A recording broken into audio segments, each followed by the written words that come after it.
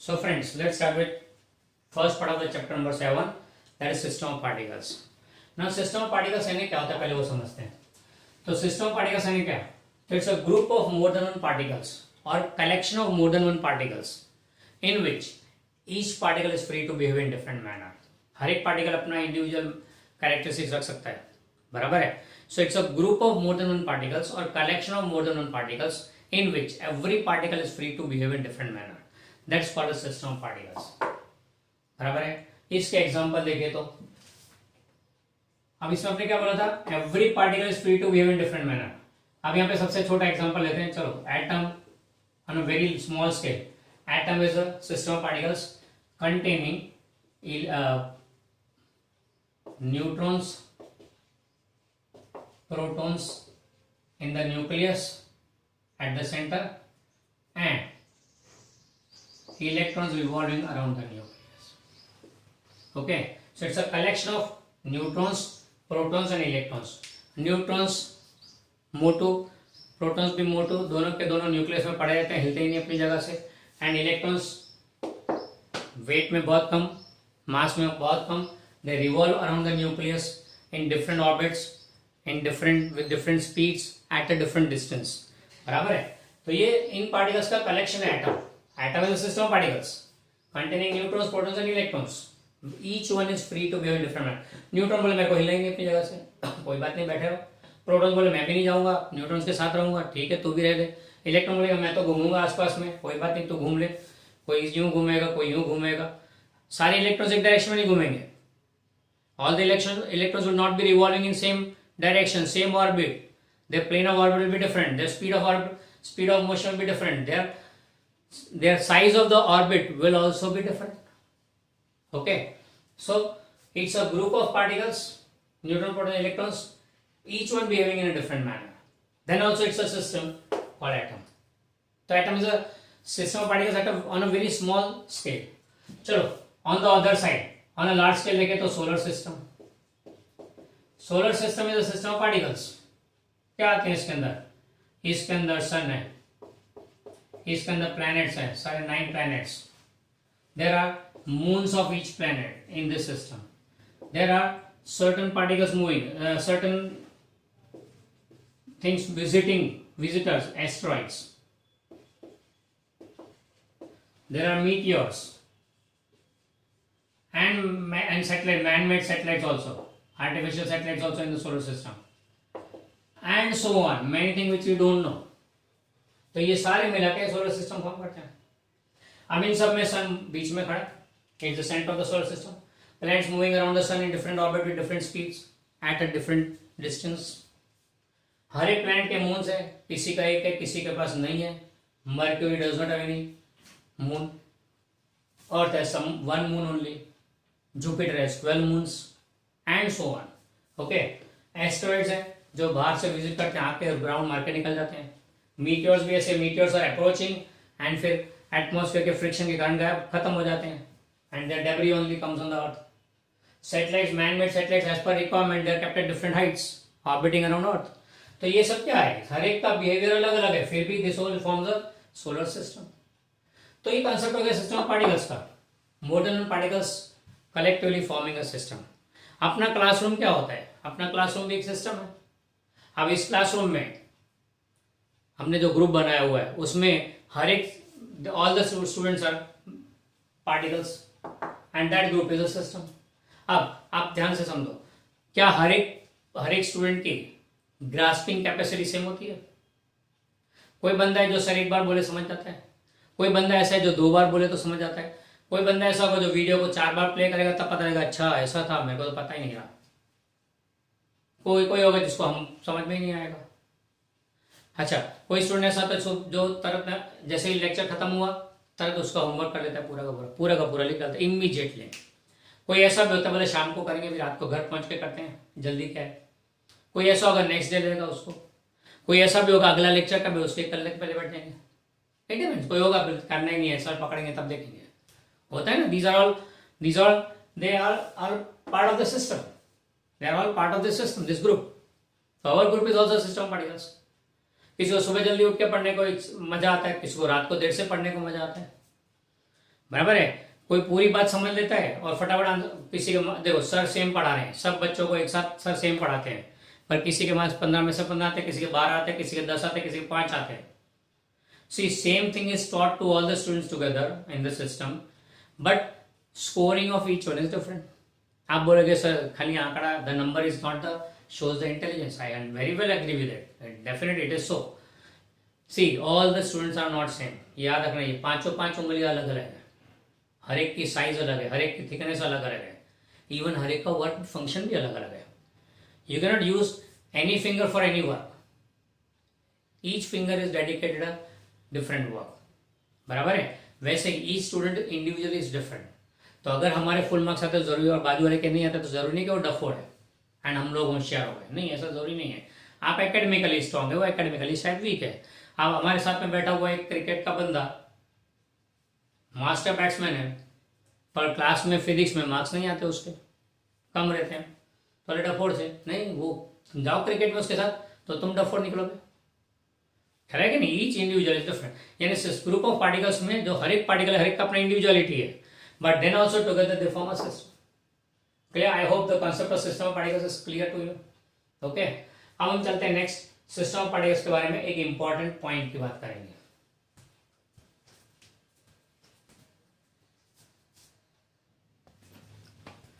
चलो हम system of particles के लिए एक इंपॉर्टेंट पॉइंट लेते हैं जिसको बोलते हैं centre of mass of system of particles. It's called centre of mass of system of particles.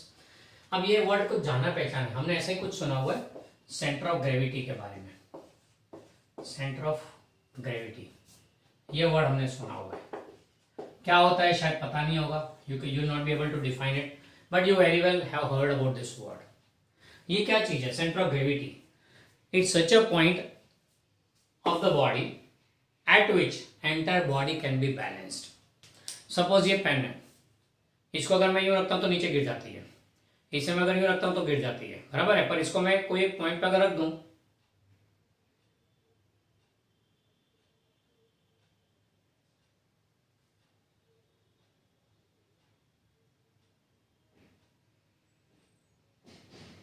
इस पॉइंट पे बैलेंस होगी पेन.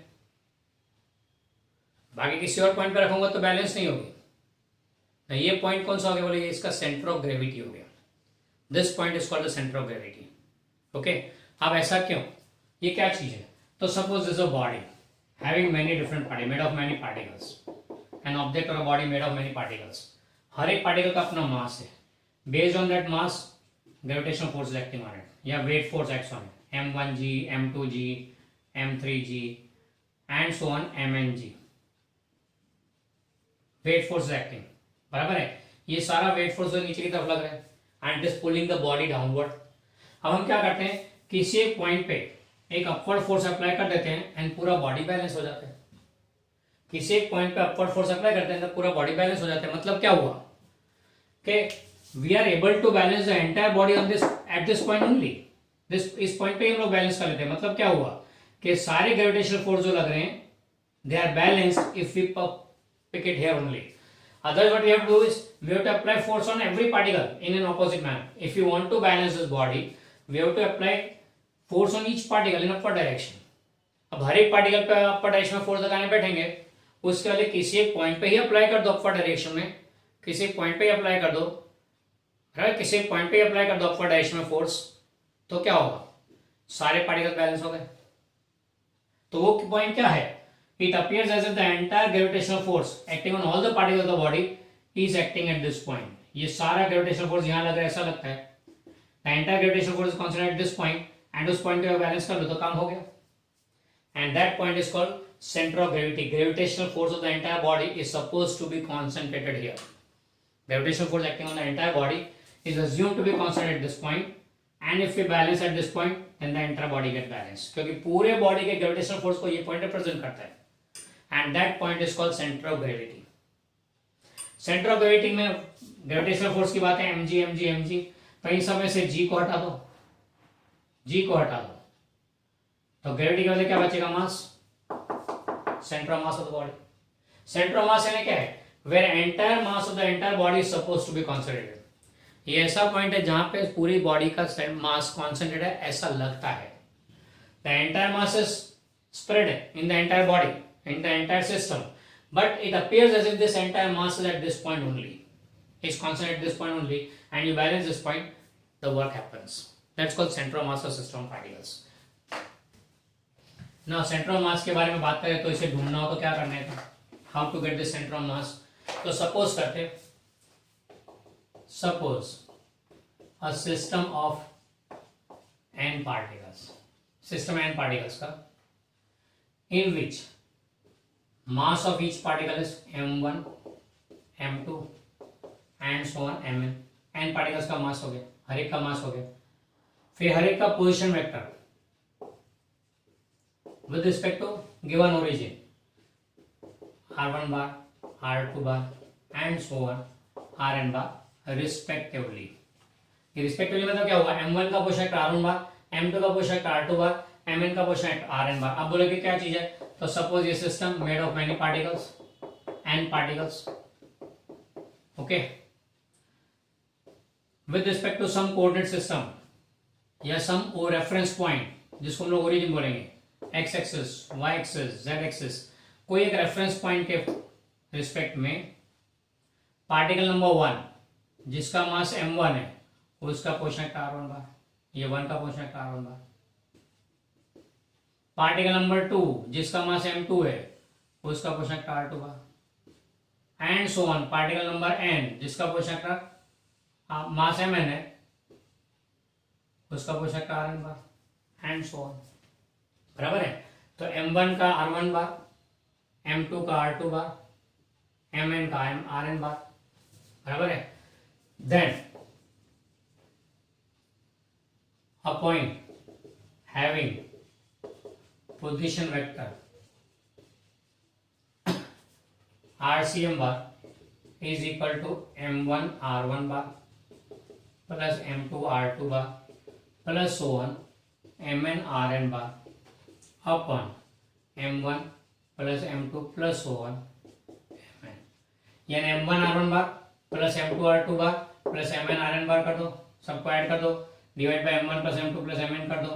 तो जो पोजीशन वेक्टर हमको मिलता है, position vector which we get, we called as r bar for position vector and cm for centre of mass. तो ये हो गया position vector centre of mass. तो ये जो मिलेगा इन सबको रख के हमने कैलकुलेट किया एंड फाइंड किया, तो RCM बार यू बन रहा है, ये RCM बार बना. तो ये पॉइंट को रिप्रेजेंट करता है. The point whose having position vector this one, having position vector this one, this point is called center of mass of this system.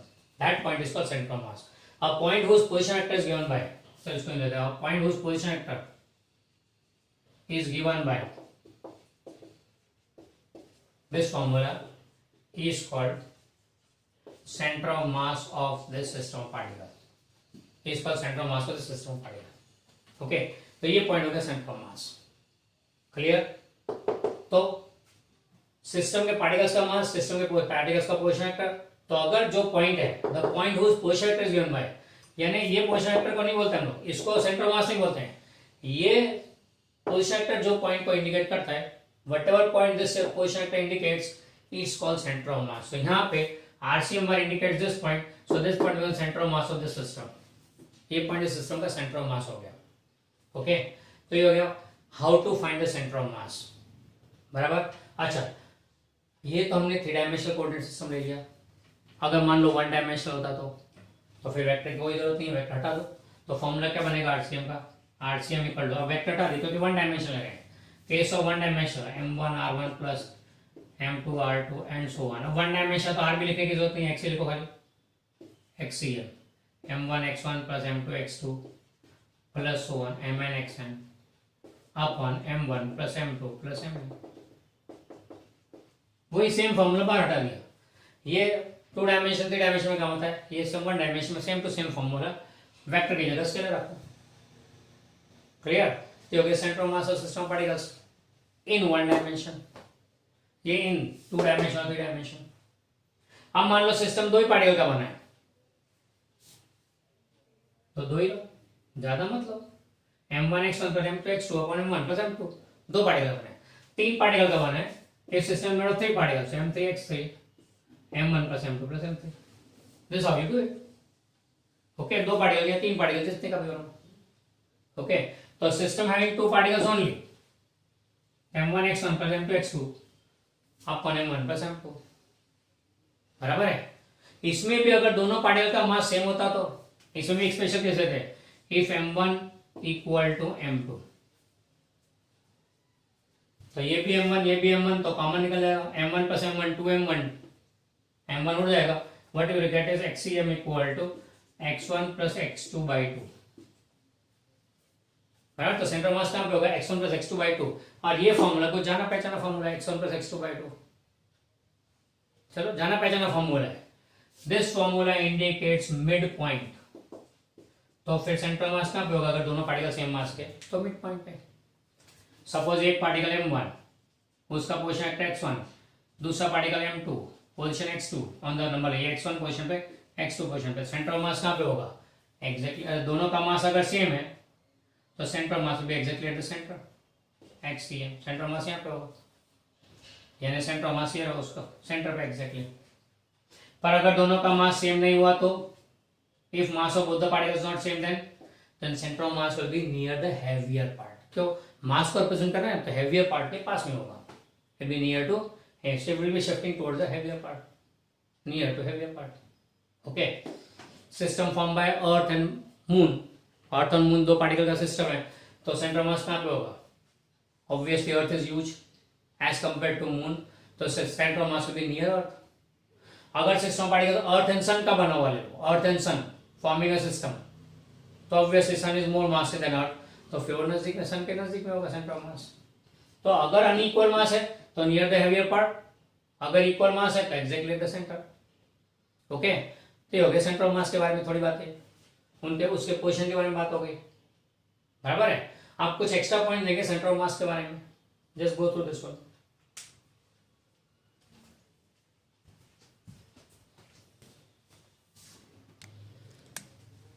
चलो अब लेते हैं कुछ पॉइंट सेंट्रल मास के बारे में। सेंट्रल मास यानी क्या है, तो a point of the system where entire mass of the system is supposed to be concentrated, such a point of the system at which entire mass of the system is supposed to be concentrated, लगता है जैसे वहां पे सारा मास है, उसको लेंगे central mass of the system.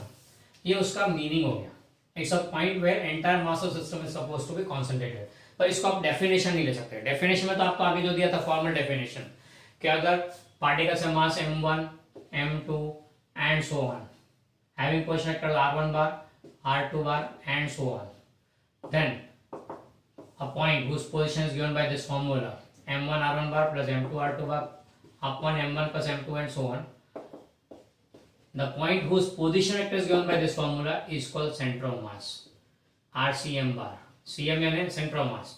तो जिस पॉइंट का पोजीशन वेक्टर rcm bar से दिया है वो पॉइंट हो गया सेंट्रल मास। तो फॉर्मल डेफिनेशन ये है, तो उसका मीनिंग ले सकते हो कि where entire mass of system is supposed to be concentrated. Secondly, central mass may or may not be inside the body, may or may not be inside the body. System के अंदर होना उसका जरूरी नहीं है, सिस्टम के अंदर भी हो सकता है, बाहर भी हो सकता है central mass. As for example let's take a solid sphere, solid sphere ले लो तो उसका सेंट्रल मास कहां पे होगा, exactly at the centre which is inside the body. Hollow sphere ले लो, होलो स्फीयर के केस में भी अंदर सेंटर पे, पर centre is not inside the body. Hollow sphere के केस में centre is not inside the body, material के अंदर नहीं है, मटेरियल के बाहर है, बराबर है। Even if you take a solid cylinder, ये सॉलिड सिलेंडर है, बराबर, इसमें सेंट्रल मास कहां पे होगा, exactly at the centre of the cylinder. पर अगर होलो सिलेंडर ले लो यानी रिंग का केस ले लो, चलो इसको हम लोग सॉलिड सिलेंडर के बजाय डिस्क बोल देते हैं, डिस्क के केस में देखें तो सिचुएशन क्या होगा, eight the centre which is inside the body. पर हम केस ले रहे हैं रिंग का, तो रिंग और डिस्क में फर्क क्या होता है, रिंग बीच में से हॉल होते हैं, something like a hollow cylinder. तो उस केस में central mass is again eight the centre which is outside the material of the ring, ring के मटेरियल के बाहर होता है। ओके, तो सेंट्रल मास का सिस्टम के अंदर होना जरूरी नहीं, it can be outside the system, it can be outside the system, it can be inside the system also. Central mass represents the mass of the body, but doesn't mean that it should be inside the body. It can be outside the body. ये पूरे body के पूरे system के मास को represent कर रहा है, पर इसका सिस्टम में होना जरूरी नहीं है, इसका सिस्टम में होना जरूरी नहीं है। एज फॉर एग्जाम्पल हमारे एरिया के एमपी साहब, अब हम गांधीनगर कंस्टिट्यूंसी में तो हमारे एरिया के एमपी साहब अडवाणी साहब हुआ करते थे। अब अडवाणी साहब यहाँ पे वो यूजुअली दिल्ली में होते थे क्योंकि वो तो मेन सेंट्रल गवर्नमेंट में part of central government machinery होते हैं, तो he was not he used to live there in Delhi. भले यहाँ को यहाँ रिप्रेजेंट कर रहे हैं, गांधीनगर को रिप्रेजेंट कर रहे हैं, but he lives in Delhi, बराबर है। तो पूरे सिस्टम को, पूरी कॉन्स्टिट्यूंसी को रिप्रेजेंट करते हैं, पर कॉन्स्टिट्यूंसी में रहना जरूरी नहीं है। It's not compulsory that MP और MLA should be living in that constituency itself, बराबर है। जरूरी नहीं है कि वहां रहते हो, they have their different jobs or functions allotted and they have to work accordingly at that place, बराबर है। तो यहाँ पे भी सेंटर ऑफ मास का सिस्टम के अंदर होना जरूरी है, it may be outside the system. Further we can say that mass may और may not be present at centre of mass. Centre of mass पे मास का होना जरूरी नहीं है। आप हॉलो सॉलिड स्फीयर ले लो, तो उसमें सेंटर पे है मास, सेंटर पे सिस्टम पड़ेगा, सेंटर ऑफ मास है, वहां पे मास प्रेजेंट है। और हॉलो स्फीयर में सेंटर पे तो कुछ नहीं है, तो वहां तो कोई मास नहीं। रिंग के केस में सेंटर ऑफ मास यहाँ पे है, पर वहां तो कोई मटेरियल है नहीं, कोई पार्टिकल ही नहीं है। तो मास मे नॉट बी और may be present at centre of mass. Center of mass represents the mass, but it is not necessary that mass should be present at center of mass.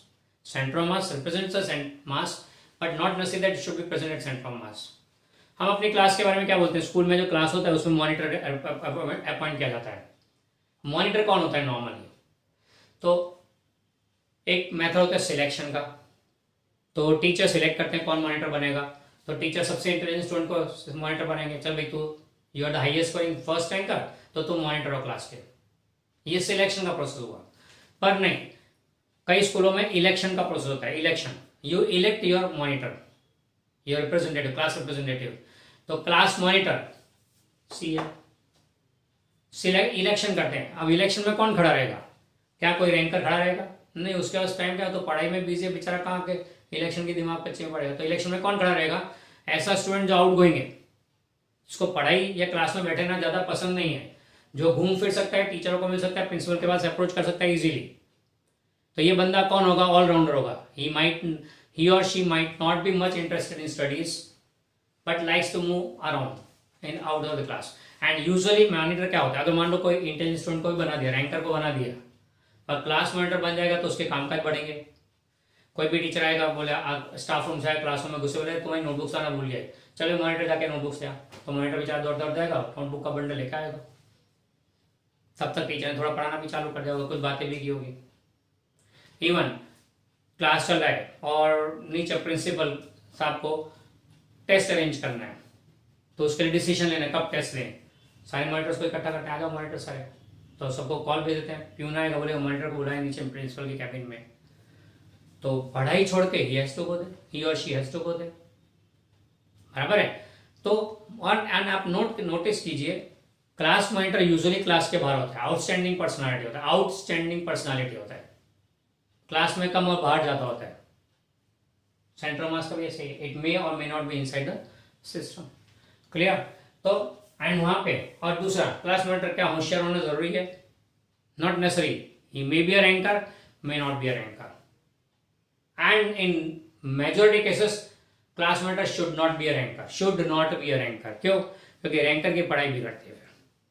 Class monitor वो होना चाहिए जो फटाफट दौड़े भागे। Rankers normally किताबी कीड़े होते हैं, वो लोग अपनी बुक और पढ़ाई के साथ लगे हुए हैं, उनको कुछ प्रोजेक्ट दो, कुछ पढ़ाई कर रिलेटेड, तो they will definitely participate in it. But if you tell that कि भाई स्पोर्ट्स में जाना है, तो बोलेंगे नहीं मैं नहीं करूंगा। बोले रंगोली बनाने जाना है, तो नहीं, रैंकर नहीं आएगा, तो बोलेगा मैं अपनी पढ़ाई कर लेता हूँ, टाइम उसमें कौन वेस्ट कर देखे 1-2 घंटा। तो दैट सॉर्ट ऑफ थिंग। इससे मास का होना जरूरी नहीं है सेंटर ऑफ मास पे, क्लियर। आप सेंटर ऑफ मास का लोकेशन कैसे पता लगेगा? तो position of centre of mass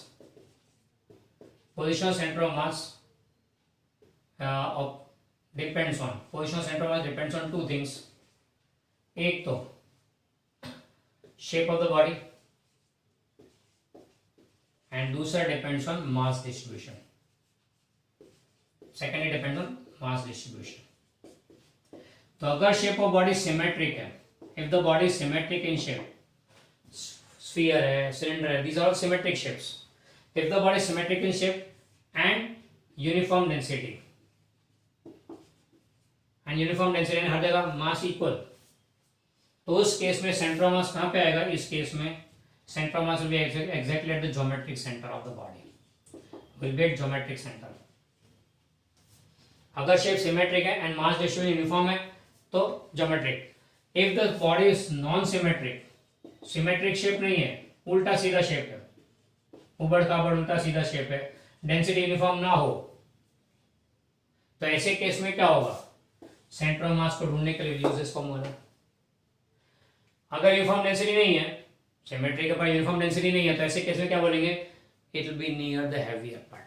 it will be near the heavier part. क्यों? क्योंकि मास को रिप्रेजेंट करे, तो ज्यादा मास जहां होगा उसके नजदीक में रहेगा सेंटर ऑफ मास. क्लियर? तो अच्छा, earth is a huge body. अच्छा, usually centre of mass and centre of gravity same position पे होते हैं.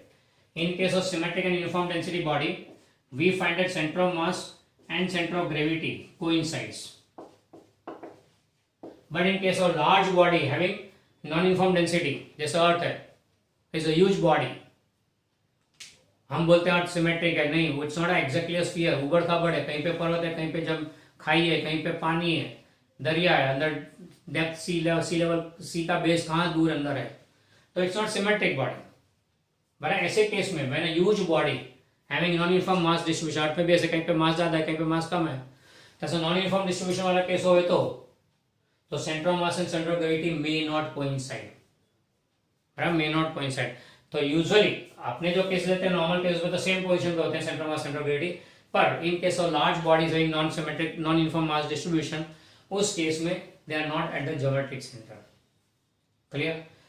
तो centre of gravity and centre of mass do not coincide there. तो कैसे ढूंढोगे? फॉर्मूला अवेलेबल है, go ahead with that. Okay, तो अगर सिमेट्रिक बॉडी है तो ज्योमेट्रिक सेंटर पे बाकी you can find out using the formula. Clear? ये हो गया कुछ बातें सेंटर ऑफ मास के बारे में. ओके,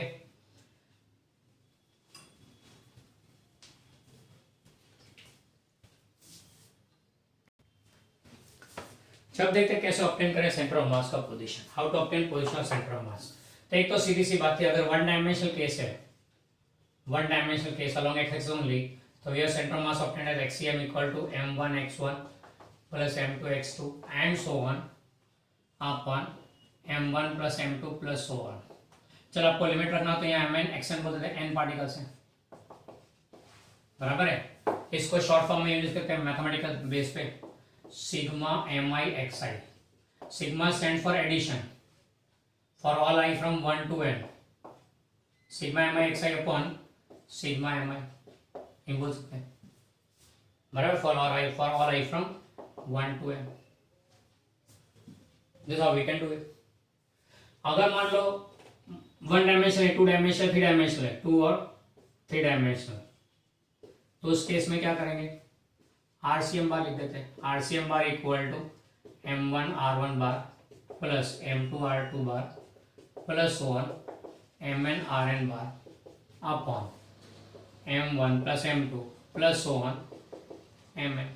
या फिर सिग्मा के टर्म्स में लिख रहे हैं तो sigma mi ri bar, sorry mi ri bar for all i from 1 to n upon sigma mi bar for all i from 1 to n. Okay, सही हो गया. अब ये सारे क्या, ये केस कैसा है कि system made up of discrete particles. Discrete particle मतलब कैसा है? ये सिस्टम है, ऐसे सेपरेट पार्टिकल्स हैं, एंड इसमें डिनोमिनेटर पे ध्यान दो तो क्या डिनोमिनेटर क्या है? Addition of all the mass, addition of mass of all the single particle, individual particles. तो इसको हम लोग total mass of the system बोल सकते हैं ना. We can call this as total mass of the system. Time लिख सकते हैं. तो यहाँ पे क्या लिखेंगे फिर? इसको टोटल मास लिख देते हैं तो ये लिखेंगे 1 upon capital M sigma mi ri bar for all i from 1 to n. ये टोटल मास हो गया क्योंकि denominator is addition of the masses of each particle, तो वी कैन राइट दिस वे.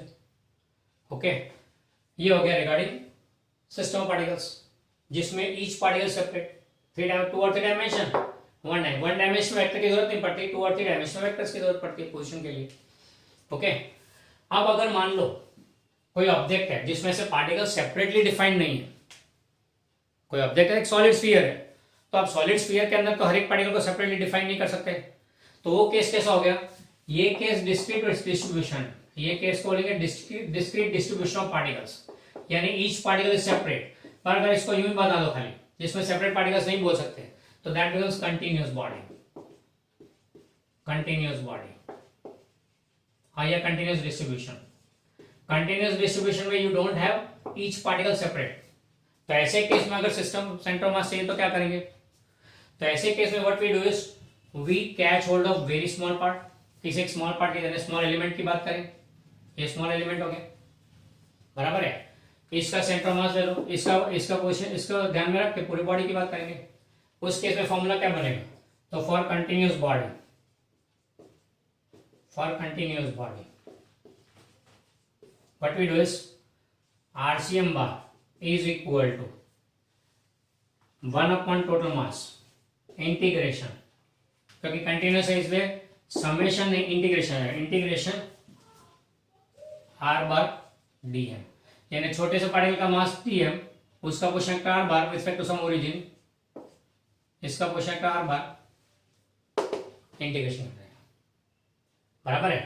अब 3 डायमेंशन तो 3 पार्ट पड़ेंगे एक्स वाई से, तो इसके 3 कंपोनेंट्स, एक्स कोऑर्डिनेट के लिए XCM is 1/m integration X DM, Y coordinate के लिए Y CM, centre of mass का Y coordinate Y CM will be 1/m integration Y DM, and Z coordinate के लिए Z CM 1/M integration Z DM, बराबर है। ये general formula हो गया, ये हर एक कोऑर्डिनेट का फॉर्मूला हो गया, एंड फिर बाद में आरसीएम क्या बन जाएगा, x c m y c m z c m, बोला ऐसा हो सकता है, बराबर। कंटिन्यूअस बॉडी के लिए, कंटिन्यूअस बॉडी के लिए मेथड, डिस्क्रीट बॉडी तो ये मेथड, डिस्क्रीट यानी हर एक पार्टिकल सेपरेट, एंड अगर हर एक पार्टिकल सेपरेट नहीं दिया हो तो कोई छोटा सा पार्ट लेके सिंप्लीफाई कर दो, ये छोटा सा एलिमेंट हो गया, उसको ध्यान में रख के लिखेंगे दिस वे, ओके क्लियर। अब मान लो हमारे पास एक ट्रायंगुलर ऑब्जेक्ट है, ये कंटिन्यूअस बॉडी से ट्रायंगुलर है, इसका सेंटर ऑफ मास ढूंढना है, तो क्या करें, तो हम क्या करेंगे, इस ट्रायंगल के parallel to one of the side we make strips, इसको ऐसे स्ट्रिप्स बनाएंगे, each strip, each of the strip is individually a bar. अब ये जो स्ट्रिप है ये थिन रॉड बन जाएगा, जिसका centre of mass exactly the centre होता है, दूसरे वाले बार का यहाँ पे होगा, इसका यहाँ, एंड सो ऑन, हर एक का individual centre of mass find किया, ये लाइन बन गई। फिर दूसरी किसी साइड के पैरेलल इमेजिन करते हैं ऐसे bars, imagine the triangle to be of this type made of bars parallel to other side, उसके लिए सेंटर ऑफ मास कैसे, सेंटर ऑफ मास ढूंढ के लाइन बनाए तो कुछ ऐसा बनेगा। सेम वे तीसरे साइड से, तो तीन लाइन जहां मिलती है that is the centre of mass of this triangle. Circle के लिए भी ले सकते हैं same to same method, same method we can use for circle also. क्या करेंगे, अगर सर्कुलर लैमिना है, लैमिना मतलब पतली सरफेस, सर्कुलर, उसका सेंटर ऑफ मास ढूंढना है, तो assume it to be made of many thin rods as strips, हर एक का सेंटर ऑफ मास ढूंढो तो यूनिफॉर्म डेंसिटी ऐसे सेंटर पे आएगा, ऐसी लाइन बनेगी। फिर किसी दूसरी साइड पे करो ऐसा ही same situation, and you get another line, दोनों लाइन का इंटरसेक्ट होती हो गया centre of mass of the system, ये हो गया centre of mass of the system. तो this way how you can find out the centre of mass, clear. तो single dimension go by this way, more than one dimension, 2 dimension, 3 dimension go by this way, continuous body है तो this way integration use करें उसके हर एक coordinate के बारे में, okay. तो हो गया how to locate, how to find the position of centre of mass, अलग अलग मेथड्स आ गए। अब हम एक काम करेंगे, इसी का यूज करते हैं किसी एक सम में, एक सम में इसका यूज कर लेते हैं, काम खत्म अपना, एक सम में यूज करते आपको आइडिया आ जाएगा how to do it, okay.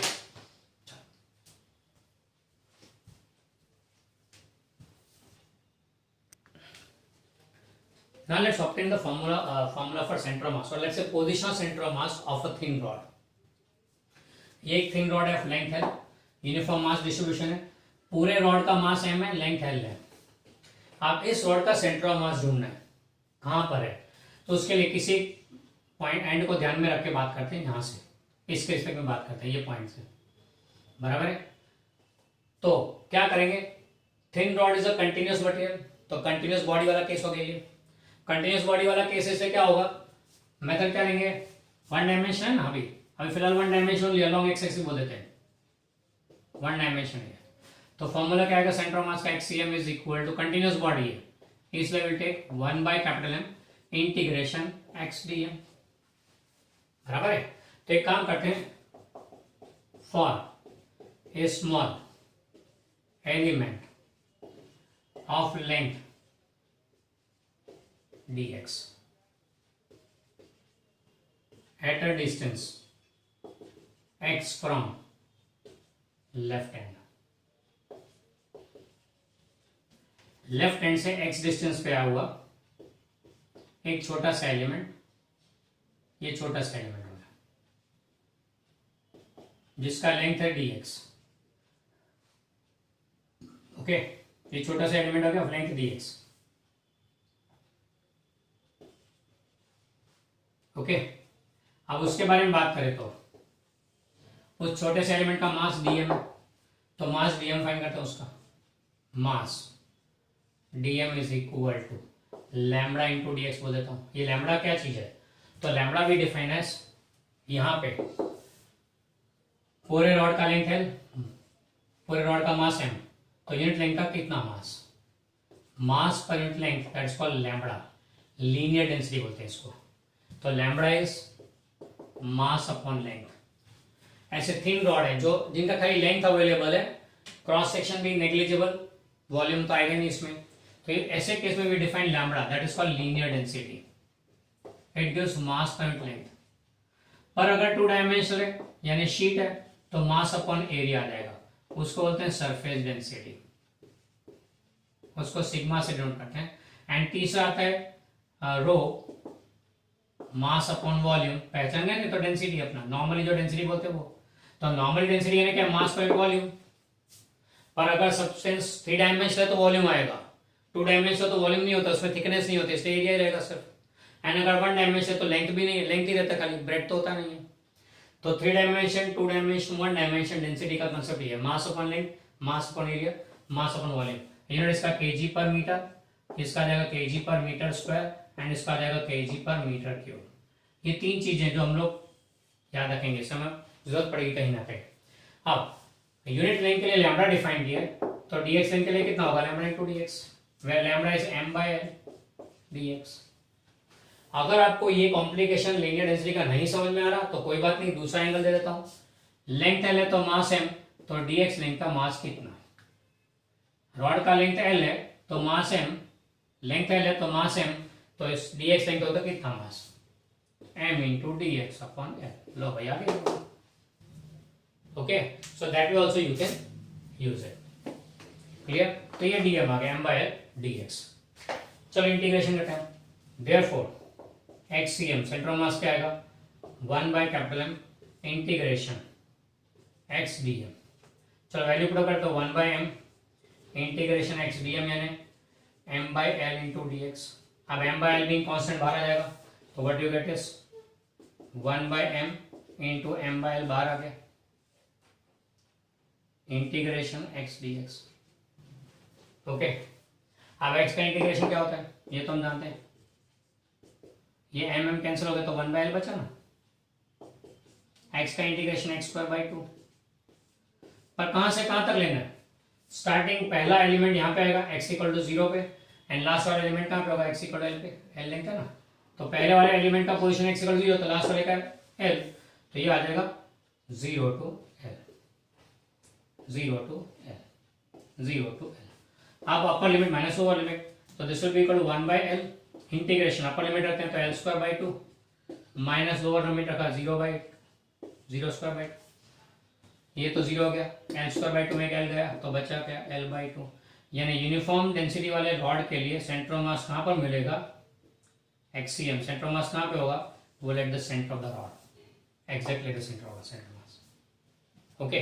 तो सेंटर ऑफ मास का पोजीशन ऑब्टेन करने का ये मेथड हो गया, एज अ न्यूमेरिकल हमने ले लिया इसको, ओके।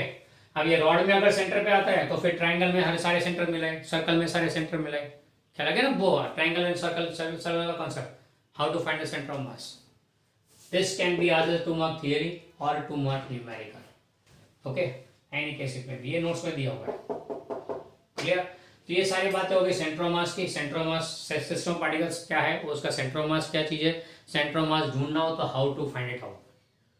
ये खाली centre of mass representative point of the system discuss किया हमने। अगले लेक्चर में will go with the mechanics of that system of particles.